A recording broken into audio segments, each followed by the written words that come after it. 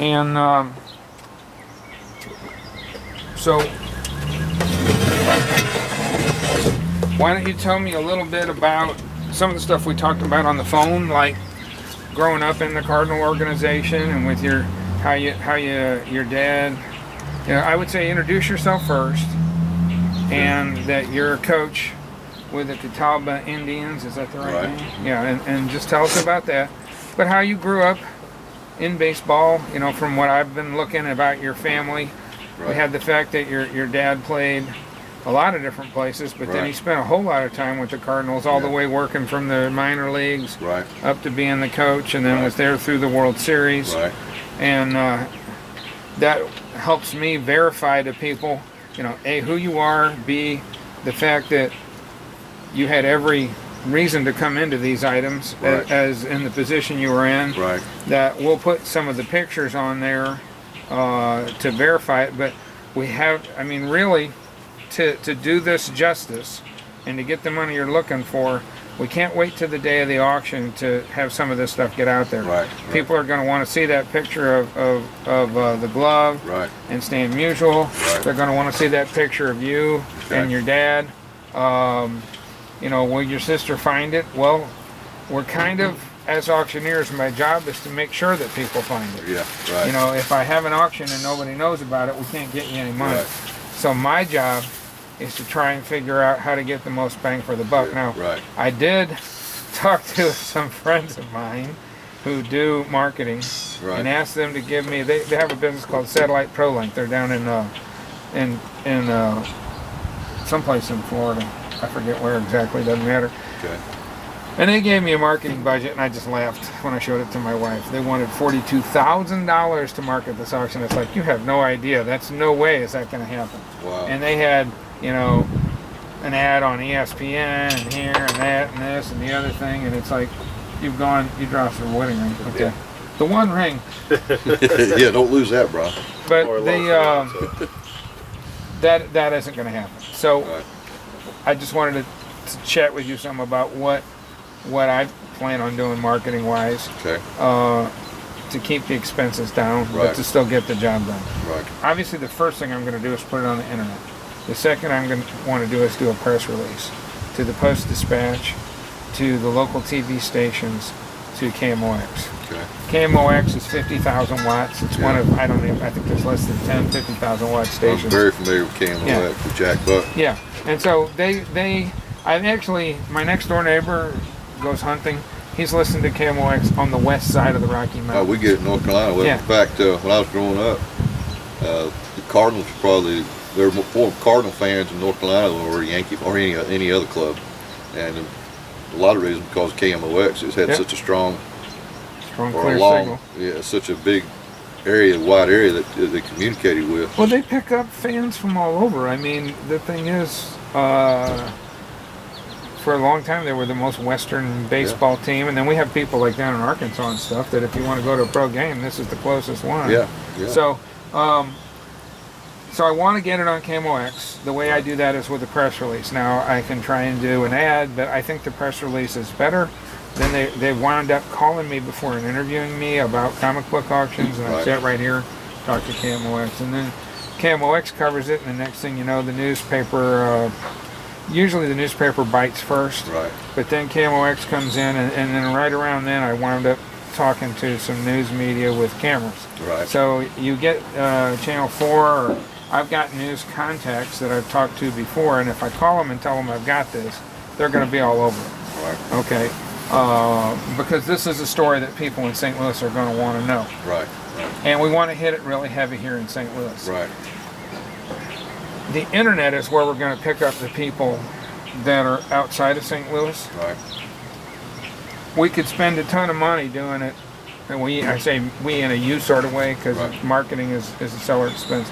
But my job, and the reason they have me come teach classes all over the United States, and I've taught them in Spokane, Orlando, just in the last few years, Texas, down at San Marcos, up in Wisconsin, here in Missouri, out in Colorado. The reason they have me come out is I'm really good at something called Google AdWords and Google altogether. That's my forte because I was a software engineer at Boeing and Lockheed, McDonnell Douglas, Paylink, CyberSource, a lot of different places. So I'm pretty good at that and getting people to notice it on the internet. So I get those keywords in there, the people's names, Stan Musial, game used glove. Right. And if somebody's searching for that, it's when I did an advertising campaign for the comic books. If I ran a Google AdWords campaign and I used the keyword comic books as a phrase, that could get real expensive real fast because there's 4 million searches a month in the U.S. alone on the word comic books. Right. Well, you don't want to pay for those clicks. Am I making it where it's hard for you to see? Should I move somewhere? I may move here in a minute. All right. I can crank that out and get you some shade. That would be great. You just tell me and I'll do it. Okay, just turn that little handle behind there. If it doesn't go one way, do it the other way. Is this camera rolling now? Or? It is. Okay. And I've got 2 gigabyte chip in there. Okay. I got a spare battery here. Okay. So that the reality is what I prefer to do is just talk. Yeah, I would prefer if you would ask me questions and let me answer questions. Right. I mean, I can start out off the top of my head, but and I'll do that. I'll ask you questions and have you answer them to me. Okay.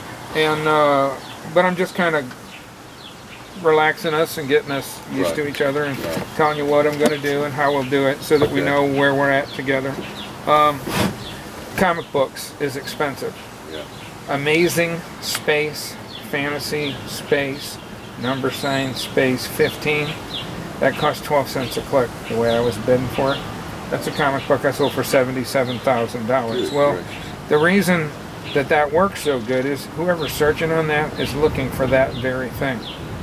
That would be like Stan Musial's game glove. Right. That's really inexpensive because most people aren't searching for that. Right. But if they are, that's exactly what they're looking for. Now, while we're here chatting, and we get the glove information out of you and all, we did do some research and we found some that have sold before that were game used gloves. I don't think they have near the documentation that you have or the pedigree, let's say. Right. But that doesn't mean it's any less his glove. Right. I know that we've talked and you and I had a agreement on the commission on that, not charging a reserve fee. But what we want you to do is try and have your reserve set in reality based off of what they really do sell for. Right. And not off of what you wish it would sell for or what you think you ought to get. The reality is what happens in my world, in the auction world, is when you set a reserve, you exclude people, and the higher you make it, it's like this. Pretend I'm a salesman and I'm selling you a car. And they have this sales trick that they'll do. They talk about this wonderful car and they have something in their hand, the documentation, blah, blah, blah, and they hand it to you. Now take that from me. And they talk some more and blah, blah, blah, and he's going to be your wife. They take it from you and they hand it to her. They hand it to the boss. Now what does that do to you from the inside of your core, from the time you were a little kid? Mom, he took it from me, I want it back. Like about that big. And so now what you're doing here with an auction is that's the bid.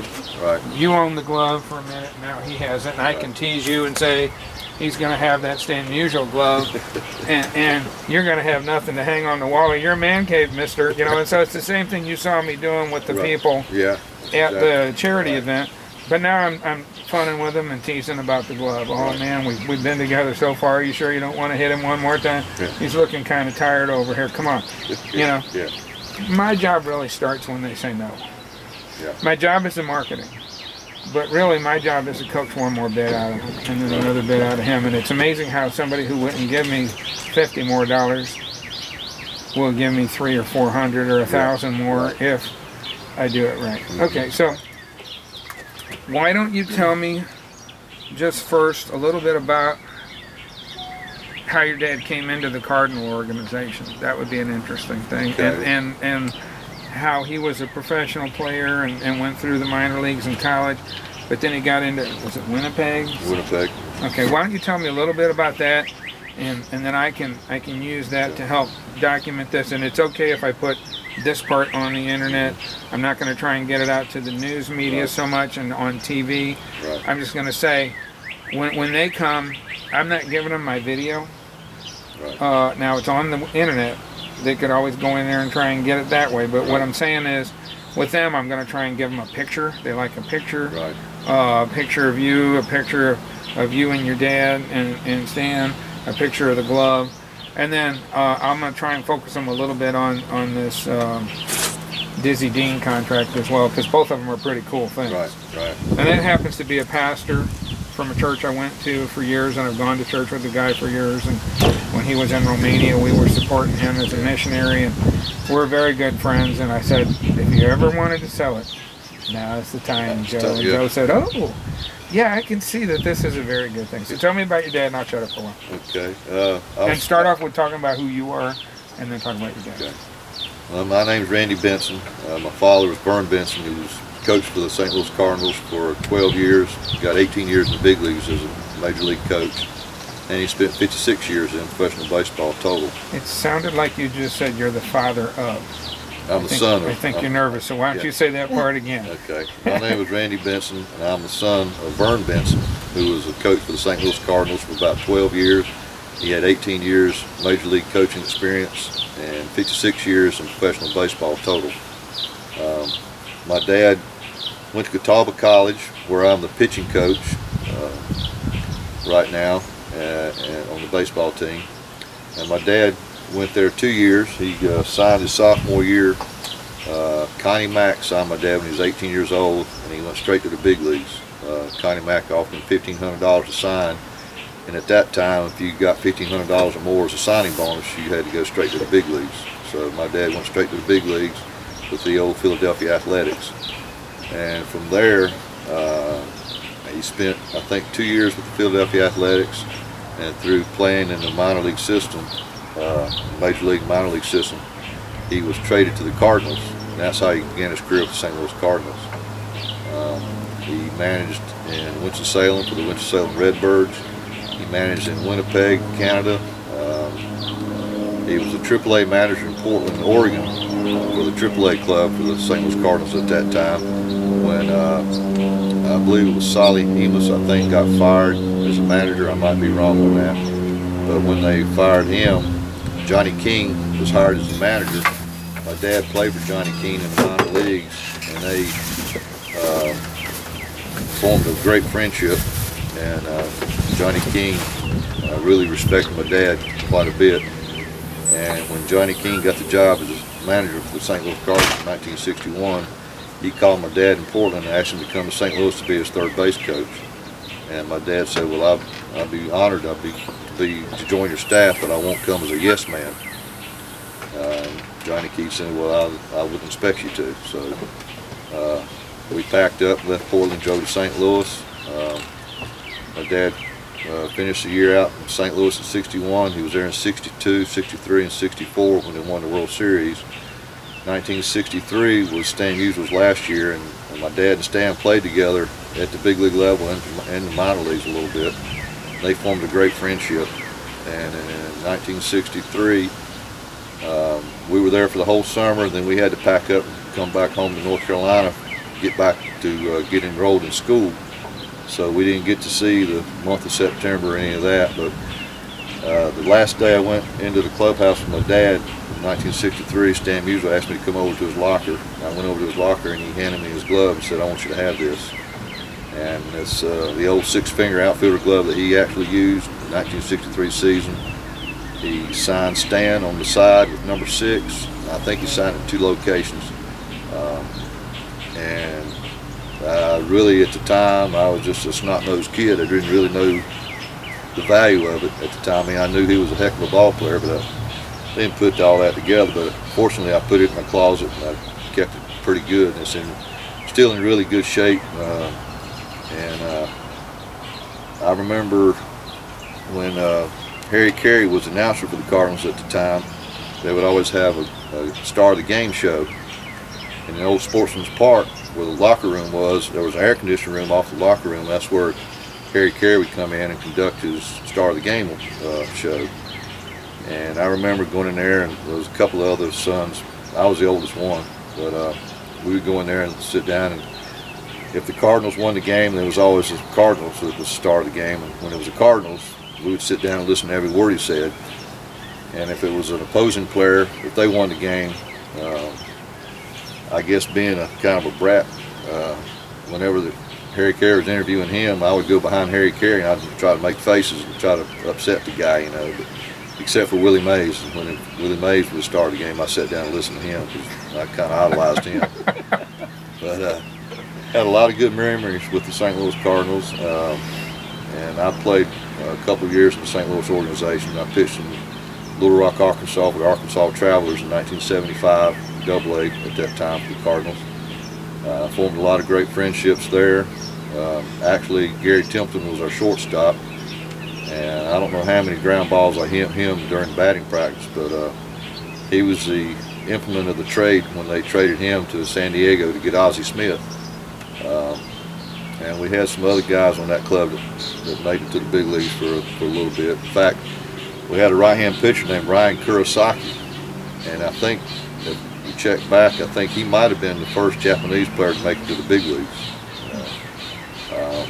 He got called up, and I think he was there for 2 or 3 weeks or whatever, and then they brought him, sent him back down to our club. But got a lot of good memories with the St. Louis Cardinals. And then my dad in '64, when they beat the Yankees in the World Series, I was on cloud nine because I saw it had known at that time. Grew up in the Cardinals organization with my dad following Tulsa when he managed in Tulsa.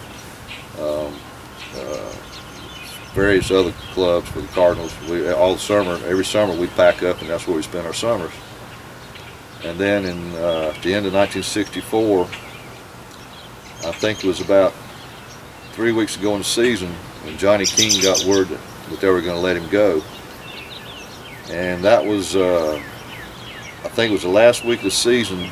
It was three teams in the run for the pennant. I think it was the Phillies, the Cardinals, and I forget the other team. But I think the Cardinals were like 5 games out, so it really was a long shot. But the Cardinals won 7 straight, the Phillies lost 7 straight, something like that. And the Cardinals won the pennant on the last day of the season. And Johnny Keenan got word that they were going to let him go before this all happened. And then they win the pennant, and they go on to win the World Series. And Mr. Bush, I think, tried to hire Mr. Keene back. And, before that, Johnny had written his resignation because he knew they were going to let him go before they had the successful run that last week of the season. And I remember sitting at breakfast one morning with my dad. We were talking, and he said, "Well, Randy, we're not going to be going to St. Louis next summer." I said, "Well, not. Where we?" He said, "Yeah, I've gotten another job with another club." I said, "Well, I don't like that." But I said, "I don't. Anybody but the Yankees. I hate the Yankees." Well, it ended up being the Yankees. And so we went to New York that summer, and I hated the Yankees so bad. With the Cardinals, I would go, when they were at home, I would go to the ballpark with my dad every day, and I had my own uniform, and I'd go out in the outfield, and I'd shag fly balls in the outfield with Musial and Kurt Flood, Lou Brock once they got him in '64, and all the other outfielders. And then when my dad would hit ground balls, I'd go over to first base. He had me go to first base, and I would take throws from Kim Boyer and Julian Javier and Dick Grote and Darryl Maxwell and all those guys. And every once in a while, he'd take me down to the bullpen, and I'd throw in the bullpen, and I would pretend like I was a left-handed Bob Gibson. And, but I had a lot of good memories, got a lot of good times. Didn't you wind up being like left-handed college player of the year or something? Yeah, like that? I was a left-hand pitcher, and Dick Ruthven was a right-hand pitcher. It's a pretty big honor. Yeah, that was 1972. So anyway, going back, when we went from the Cardinals to the Yankees, we get up to New York. I hated the Yankees so bad that we were there for a month, that I would not go to the ballpark with my dad. And I finally gave in. I went to the ballpark with him, and the clubhouse attendant or whatever came over and gave me a uniform, a Yankee uniform. And I guess I learned a good lesson with people, that you don't form opinions till you give somebody a chance to get to know them. And they treated me there just as good as the people in St. Louis, and I would go in the outfield, and I would shag fly balls in the outfield during batting practice with Mantle and Marish and Tresh, all those guys, and I'd go over to first base and take throws from Cleet Boyer and Bobby Richardson and Tony Kubek, and then I'd go in the bullpen some and throw. And you had a very cool childhood. Yeah. I mean, how many Yeah. people would have wanted to be you? I know. Holy cow. Yeah. They just want to be there as a bat boy one day. Yeah. You're playing Yeah. on the field. Yeah. That is so cool. Yeah, and in fact, one of the jerseys I got, it says Bat Boy at the bottom, but it was jersey. That I guess that was the only uniform that's close enough to fit me. And in fact, my mom had to stitch it up so it would fit me. And but it's got number 8 on the back, and that was my dad's number. I'd rather not. I don't want to get slurry. Sorry. Trying to be hospitable. The people, I can't say anything bad about the people in New York. They treated us really good, but it wasn't the same. wasn't St. Louis. And Isn't that funny? With as big as it is, you'd think that it would be, but it's hard to explain it unless somebody's been here. Yeah, right. You go down that ballpark and there's never, hardly ever an empty seat. Doesn't No, matter I if they're know. winning or losing, doing good, doing bad. Yep. Oh, we love our Cardinals. In my opinion, the Cardinal fans are the best baseball fans in the world. Because St. Louis is one of the smaller markets, but yet they draw about 3 million people a year, and the Yankees don't even do that. So. And the players don't mind coming here usually. No.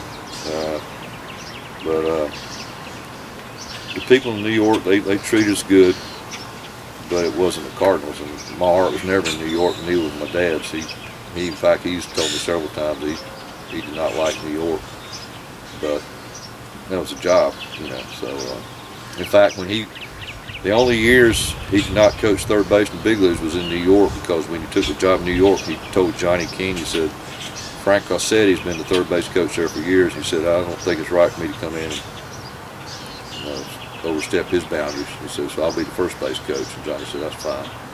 So that was the only years my dad was a first base coach in the big leagues. And then he was with the Yankees in 1965 and 66. During the year in 66, they were having a bad year, and I forget who it was, Ralph Houck, I believe it was, had to give my dad the news that he was letting Johnny go, and he's going to let my dad go too. And this was about halfway during the summer, and my dad said, well, he said, you don't owe me an explanation. And he said, but this time of year, it's hard to get any jobs, no jobs out there. And Ralph said, well, don't worry about that, we're going to pay you through the season. And so my dad said, well, that's fine, that's good. But before my dad could get out of New York, he had a call from the Angels. They wanted to hire him, and he had a friend with the Cincinnati Reds and the New York Mets, and the Mets hired him as a kind of like a field coordinator for their rookie team in Marion, Virginia. And so he took that job. While he was there, he got a call from Cincinnati. Dave Bristol wanted him to come to Cincinnati as a third base coach. So he was third base coach for Dave Bristol in Cincinnati in 67, 68, 69, and I can't remember if he was there in 66 or not, but I know 67, 68, 69 he was there. And that was my sophomore, junior, senior years in high school. And in the summertime, I had a couple of friends. We would get on the bus, go to Cincinnati and visit my dad. And there again, the clubhouse guy would give me a uniform, and I would go out in the outfield, and I was shagging fly balls out in the outfield with Pete Rose, Beta Pinson. Can't remember the other guys, but I would go to first base. My dad was hitting ground balls to the infielders, and I would take throws from the infielders. I'm trying to think, can't think of the infielders' names now, but. And I was old enough then that I got to throw some batting practice too to the hitters. So I had some good times in Cincinnati. Really enjoyed the years in Cincinnati. I remember the first game I saw Cincinnati play, I became an instant Pete Rose fan. I'd never seen anybody walk and run to first base. And he played the game hard. He played the game the right way. And it's just a shame he's not in the Hall of Fame, because all-time hits leader's not in the Hall of Fame. I know some of the things that he did was probably not right, but I think there's a lot of guys in the Hall of Fame that did some things probably worse than that. But they're still in the Hall of Fame. So May have done one or two things wrong. yeah. It's just my opinion, but I think if Pete Rose isn't in the Hall of Fame, he shouldn't even have one. But that's just my opinion. It's neat that you wound up coaching at the same college where your dad originally came from. That's very cool. Yeah. Circle being complete like that. Yeah. And then, is this the... My son-in-law was the offensive line coach at Catawba College for the football team. I was reading that. I thought that was pretty cool. It is. It really so if you is. hadn't gone back there, your daughter wouldn't have met her husband. So that's really neat. Well, they met before I started helping coach. So. Okay. Yeah. Even if he'd met me early, he might not have married her. I don't know. But, Okay, so that is all very good. That's exactly what I'm looking for. Let's see. Help me out if I don't think of something that we want to ask. The uniform. I know that you have a Musial uniform. Why don't you talk about that a little bit? yes, I have a old wool. I'm pretty sure it's the spring training jersey because on the back of it, it's got, you can see where number 32 is on the back. Well, that's Steve Carlton's number. And at the bottom of the jersey, it's got S. Carlton stitched in, but it's got number 6. You can see where they took the 32 off, put number 6 on the back and number 6 on the front, and it's all centered, so there's no way they could get another number to either side of it. And I'm thinking what they did was, I think it might have 65 at the bottom, and I'm thinking that was the year 1965 was Stan was no longer playing. 1963 was the last year playing.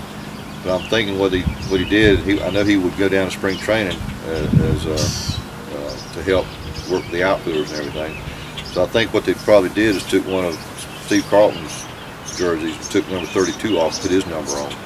So it's actually a uniform that both of them wore, and they're both in the Hall of Fame. And it might be a one-of-a-kind jersey. Well, that's a very good that you gave me that explanation, because somebody would beat me up with that otherwise, and that makes perfect sense.